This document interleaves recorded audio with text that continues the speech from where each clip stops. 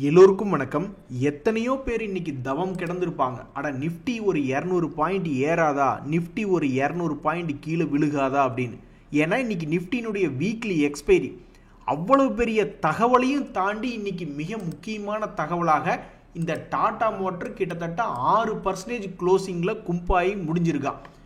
எல்லா தகவல்களையும் தாண்டி இன்னைக்கு கடைசியில் மிக முக்கியமான தகவலாக இன்னைக்கு இந்த டாடா மோட்டரை பிடிச்சி வச்சு செஞ்சு விட்டாங்க 6%. அதுதான் முக்கிய தகவலாக போயிடுச்சு. எதனால் இப்படி 6% அதை பிடிச்சி இன்னைக்கு செஞ்சு விட்டாங்க அப்படின்னு பார்த்தீங்கன்னாக்கா, நம்ம ட்ரம்ப் தான் காரணம். இந்த நாட்டிலேன்னு இல்லை, உலகத்தில் இப்போ எந்த பிரச்சனை எடுத்து பார்த்தாலும் நான் தான் அதுக்கு காரணம் அப்படின்னு ஒருத்தர் முன்னாடி வந்து நின்னார்னாக்கா அது வேற யாரும் இல்லை, நம்ம ட்ரம்ப் அவர்கள் தான். டேரிஃப்னால எத்தனையோ நாடுகளுக்கு பிரச்சனையை பார்த்துக்கிட்டு இருந்தோம். இப்போ நாடுகளுக்குள்ள இருக்கக்கூடிய கம்பெனிகளுக்கு பிரச்சனை அப்படின்றது இன்னைக்கு மிக முக்கியமாக டாடா மோட்டரில் பார்த்துட்டோம். ஸோ டாடா மோட்டருடைய சேல்ஸில் ஏதாவது கொஞ்சம் பிரச்சனை வருமோ அப்படின்ற ஒரு உத்தேசத்தில் பாவம் இன்னைக்கு அதை பிடிச்சி ஒரு 5% இறக்கி விட்டாங்க. ஆனால் கடந்த 2 மாசமா நம்மளுடைய இந்தியாவினுடைய பல கார்பரேட் கம்பெனிகள் நல்ல அருமையான தகவல்கள் தாங்க நண்பர்களை தொடர்ந்து கொடுத்துக்கிட்டு இருக்காங்க. அந்த வகையில் இந்த இன்ஃபோசிஸ் அப்படின்ற பங்கு கடந்த ஒரு வருஷத்தினுடைய கிட்டத்தட்ட லோ அல்லது ஒரு 6 மந்த்தினுடைய லோ பிரைஸ் அப்படின்ற மாதிரி எடுத்துக்கலாம். இருக்கிறதுலே ஒரு 6 மந்த் லோ அப்படின்ற மாதிரி ட்ரேட் ஆகிட்டு இருக்கு. இதில் இன்னைக்கு வந்த தகவல் என்ன அப்படின்னு பார்த்தீங்கன்னாக்கா, அவங்களுடைய ப்ராடக்ட் ரொம்ப நல்லா ஒர்க் ஆகுது. அவங்க பண்ணியிருக்கிறது ஒரு நல்ல அழகிய successful collaboration with LKQ Europe அப்படின்ற ஒரு தகவல் வெளியிட்டிருக்காங்க. எந்த தகவலாக இருந்தால் என்னங்க, ஷேர் ஹோல்டர் மனசில் என்ன நினைப்பாங்க? சரி, ஓகே, தகவல்கள் வருது, அது ப்ரைஸாக மாறினா தான் அவங்களுக்கு ஒரு சந்தோஷம்.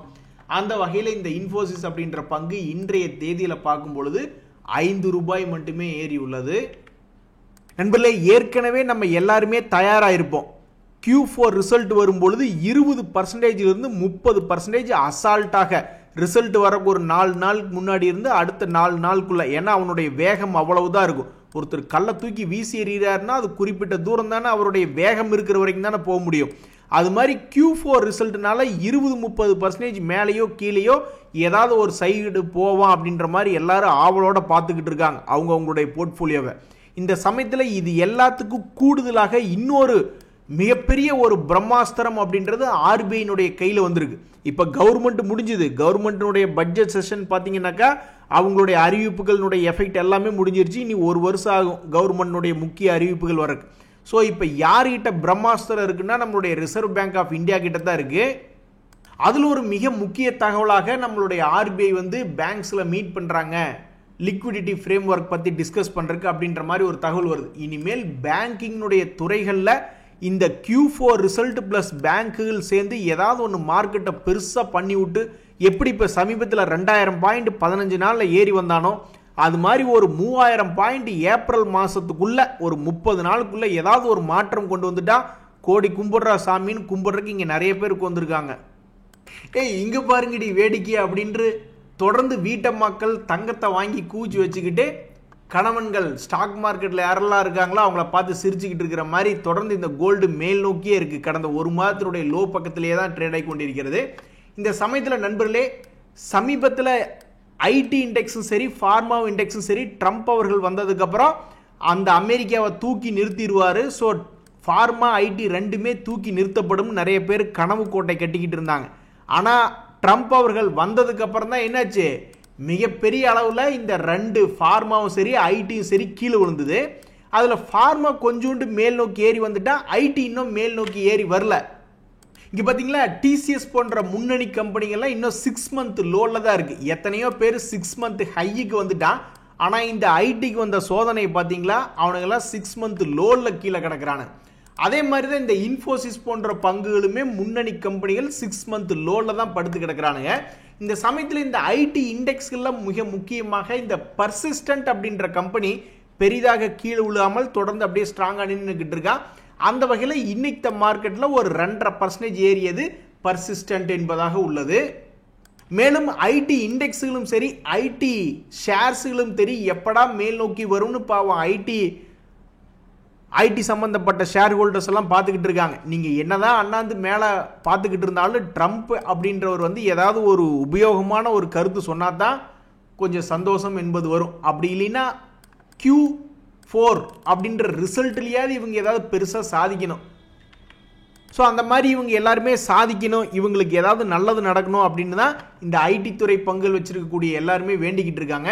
நண்பர்கள், இந்த சமயத்தில் மிக முக்கியமான தகவல் ஒன்று, அதாவது நியூஜென் சாஃப்ட்வேர் அப்படின்ற பங்கு அவன் இன்னைக்கு 4% ஏறி பாசிட்டிவ்ல க்ளோஸ் பண்ணியிருக்கான். மார்க்கெட்டே கொஞ்சம் சுமாராக தான் இருக்கு. ஓப்பன் ஆனதுலேருந்து 100 பாயிண்ட் அப்படியே கொடி பறக்கிற மாதிரி பறக்க வச்சிருந்தாலும் நியூஜென் சாஃப்ட்வேர் அப்படின்ற கம்பெனி 4% ஏறி இருக்கு.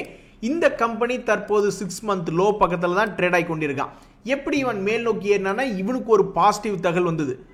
வெறும் 1.29 மில்லியன் தான் அவங்களுக்கு ஒரு ஆர்டர் கிடைச்சிருக்குதா செய்தி வந்திருக்கு. இதுக்கே அவன் சந்தோஷம் அடைந்து பூரிப்படைந்து இன்னைக்கு ஒரு 4% பாசிட்டிவ்ல வந்திருக்கான். ஒரு காலத்தில் இப்படித்தாங்க நண்பர்கள் இருந்தாங்க. இந்த ஆர்விஎன்எல் போன்ற பல ரயில்வே துறை பங்குகள், டிஃபென்ஸ் துறை பங்குகள்லாம் வெறும் 300 கோடிக்கு தான் ஆர்டர், 100 கோடிக்கு தான் ஆர்டர்னு தகவல்கள் வரும். அவனுக்கு பாட்டுக்கு 5% ஏறிடுவானு. அந்த மாதிரி ஒரு கபி நிகழ்வு இந்த நியூஜென் சாஃப்ட்வேர் அப்படின்ற பங்குல நடந்திருக்கு. நண்பர்களே, சமீபத்திய மார்க்கெட் இறக்கத்தில் சரி போதும் இனி கடையை சாத்திர வேண்டியதான் அப்படின்னு பல பேர் மனசு நொந்து போயிருந்தாங்க. ஆனால் அந்த சமயத்திலையும் சட்டக்காலரை தூக்கி விட்டுட்டு கெத்தா நடந்தவங்க யாரு அப்படின்னு பார்த்தீங்கன்னா இந்த இந்தியன் ஹோட்டல் ஷேர் வச்சிருக்கிறவங்களாம் தான். ஏன்னா அவன் பெருசாக 52 வீக் லோ போய் உழுகவே இல்லை. கிட்டத்தட்ட அவனுடைய 52 வீக் லோ 500 ரூபாயில் இருக்கு. அவனுடைய ஹை 900 ரூபாய் பக்கத்தில் இருக்கு. ஏகப்பட்ட பங்குகள் இப்படி கீழே விழுந்து கிடக்கக்கூடிய நேரத்தில் இவங்கெல்லாம் சட்டக்காலரை தூக்கி விட்டு சுத்திக்கிட்டு இருந்தாங்க. அதுக்கு தகுந்த மாதிரி இன்னைக்கு ஒரு அருமையான நிகழ்வு என்ன வந்திருக்கு அப்படின்னு பார்த்தீங்கன்னா, குஜராத்தில் இருக்கக்கூடிய தாஜ் பலித்தானா பேலஸ் அப்படின்றவருடைய அரசரோட இந்த இண்டு ஹோட்டல் ஒரு அக்ரிமெண்ட் போட்டிருக்காங்க. எதுக்கு அப்படின்னாக்கா, இவங்களுடைய தாஜ் பிராண்டின் கீழே அந்த பேலஸை கொண்டு வர்றாங்க அப்படின்ற ஒரு காரணத்துக்காக. உண்மையிலேயே இது ஒரு பெருமை வாய்ந்த மொமெண்டாக இந்த இந்தியன் ஹோட்டல் பங்குக்கு அமைஞ்சிருக்கு. நண்பர்களே, இன்னொரு முக்கியமான தகவல் என்ன அப்படின்னு பார்த்தீங்கன்னா, இந்த ஆதித்யா பிர்லா கேபிட்டல் அப்படின்ற ஒரு பங்கு, இவன் சமீபத்தில் கிட்டத்தட்ட 52 வீக் லோ கிட்ட போயிட்டு லேசா திரும்புற மாதிரி இருக்கக்கூடிய ஒரு பங்கு. பாத்தீங்களா, 52 வீக் லோ கிட்ட போய் விழுந்த பங்கு. இந்த பங்குல என்ன ஒரு தகவல் அப்படின்னு வருதுன்னு பாத்தீங்கன்னாக்கா, ஃபண்ட் ரைசிங் பண்ணலாமா அப்படின்றத பத்தி டிஸ்கஸ் பண்றதுக்காக அவங்களுடைய போர்டு டிஸ்கஸ் பண்ண போறாங்க. இந்த சமயத்தில் இன்னொரு மிக முக்கியமான தகவல் என்னன்னு பாத்தீங்கன்னா, Q3 ரிசல்ட் அவங்க அறிவிச்சிருந்த பொழுது FIs ஹோல்டிங் பேட்டர்ன் என்பது வெகுவாக குறைந்திருந்தது. 10.40% செப்டம்பர் குவார்டர்ல வச்சிருந்தாங்க. டிசம்பர் குவார்டர்ல அவங்களுடைய ஹோல்டிங் பேட்டர்ன் என்பது ரொம்ப குறைவா இருந்தது. டிஐஸ் அவங்களுடைய ஹோல்டிங் பேட்டர்ன் என்பது இன்க்ரீஸ் பண்ணியிருக்காங்க. ஸோ அடுத்து வரக்கூடிய Q4 ரிசல்ட் எப்படி இருக்கும் அப்படின்ற மாதிரி ஷேர் ஹோல்டர்ஸ் தொடர்ந்து கண்காணிச்சு பார்த்துக்கிட்டு இருக்காங்க. ஆனால் ஒண்ணுங்க, இந்த ஆதித்யா பிர்லா கேபிட்டலும் கொஞ்சோண்டு கௌரவத்தை கொடுக்கும்படியாக கடந்த ஒரு மாதத்தில் 18% பக்கம் ஏறி இருக்கான். எத்தனையோ பேர்த்தினுடைய பங்குகள் ஏறாம நீட்டி படுத்து கிடக்கு கடந்த ஒரு மாதமாக. ஆனால் சில பங்குகள் இந்த மாதிரி கடந்த ஒரு மாதத்தில் 20, 30, 40% பக்கம் ஏறி கொஞ்சம் கௌரவம் என்பதை வாங்கி கொடுத்துருக்கு அந்த ஷேர் ஹோல்டர்ஸ்க்கு. நீங்க நினைக்கலாம், எதுக்குடா இந்த வெட்டி கௌரவம்? எப்படி பார்த்தாலும் 6 மாசத்துல பாக்கில 20% இறங்கித்தானே கிடக்கு, அது ஒரு மாசத்துல 20 ஏறினா மட்டும் என்ன நீங்க நினைக்கலாம். பட் இருந்தாலும் அது ஒரு வகையான கௌரவம் தானே. நண்பர்களே, சமீபத்தில் இந்த JSD குரூப் பங்குகள் நிறைய முதலீட்டாளர்களுக்கு கொஞ்சோண்டு பணம் சம்பாரிச்சு கொடுத்துக்கிட்டு இருக்குன்னு. அந்த வகையில் இந்த JSW இன்ஃப்ராஸ்ட்ரக்சர் அப்படின்ற பங்குமே இன்னைக்கு 2% ஏறி இருக்கான். என்ன காரணம்னா, அவன் ஒரு 1617 கோடி மதிப்பிலான ஒரு பிசினஸ் அக்வயர் பண்ணியிருக்காங்க அப்படின்ற ஒரு பாசிட்டிவ் தகவல் ஒன்று வந்திருந்தது. இவனும் கடந்த ஒரு மாசத்துல கௌரவமாக 24% எல்லாம் சம்பாரிச்சு கொடுத்தவன் தான். இவனும் ஒரு வருஷம் லோல இருந்தவன் கொஞ்சோண்டு மேல் நோக்கி ஏறி வந்திருக்கான். நண்பர்களே, இன்னொரு மிக முக்கியமான தகவல், அதாவது யாருக்கு எந்த ரூபத்துல கெட்டது வரும்னு தெரியல. இந்த காவேரி சீட் அப்படின்ற பங்கு மிகவும் உயர்வாக நல்ல சந்தோஷத்தை, அதாவது எல்லா பங்குகளும் கீழ் நோக்கி இறங்கி கிடந்தப்ப இவன் சந்தோஷத்தை கொடுத்துருந்தான். சமீபத்தில் 2-3 நாள் அவனுடைய முகம் சரியில்லை, ரொம்ப வாடி கிடக்கிறான். அதுக்கு தகுந்த மாதிரி இன்னைக்கு 5% இறங்கியிருக்கான். என்ன காரணம் அப்படின்னா, அவங்களுக்கு ஒரு நோட்டீஸ் வந்திருக்கு. எத்தனை கோடிக்கு அப்படின்னு பார்த்தீங்கன்னா 69 கோடி மதிப்பிலான ஒரு நோட்டீஸ் ஒன்று வந்திருக்கு. ஸோ இந்த இன்கம் டேக்ஸ் அதிகாரிகளிடமிருந்து இந்த நோட்டீஸ் வந்ததுனால பாவம் இன்னைக்கு அவனுடைய மூஞ்சி கொஞ்சம் வாடி சுருங்கி இன்னைக்கு ஒரு 5% இறங்கியிருக்கான்.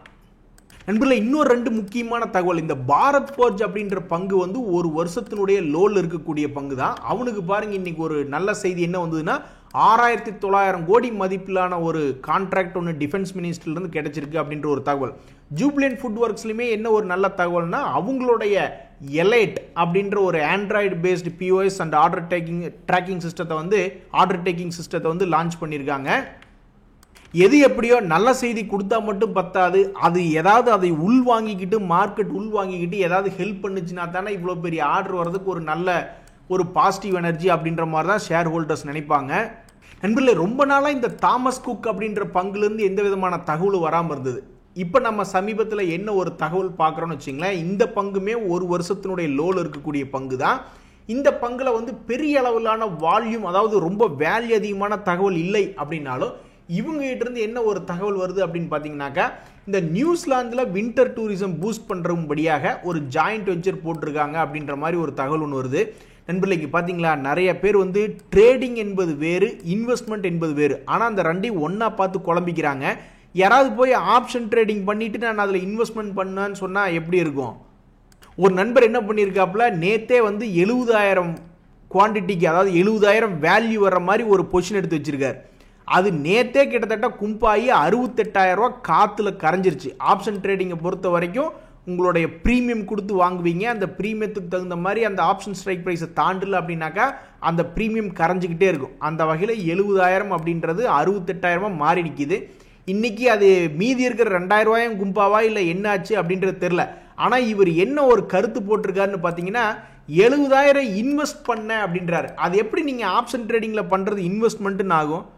அது ட்ரேடிங், பரிபூர்ண ஒரு கும்பா குட்டி விளையாட்டு அப்படின்ற மாதிரி தான். அதாவது ரொம்பவுமே நல்லா தகவல் தெரிஞ்சு கிட்டத்தட்ட அதை ஒரு சூதாட்டம் மாதிரி அணுகாமல் ரொம்பவுமே தொழில் முறையில் அணுகிறவங்க 100க்கு 11 பேர் தான் ஜெயிக்கிறாங்க. மீதி 89 பேர் அதில் நஷ்டம் தான் அடைகிறாங்க அப்படின்றது செபினுடைய தகவலாக இருக்குல்ல. நீங்கள் அதை போய் இன்வெஸ்ட்மெண்ட்டுன்னு சொல்கிறீங்க, எப்படி நீங்கள் 70,000 ரூபா அதில் கொண்டு கும்பா குட்டி விட்றீங்கன்னே தெரில. சரிங்க நண்பர்களே, இன்றைய தகவல் அனைத்து உங்களுக்கு உதவி இருந்தால் எனக்கு மகிழ்ச்சி தான். ரொம்ப நன்றி, வணக்கம்.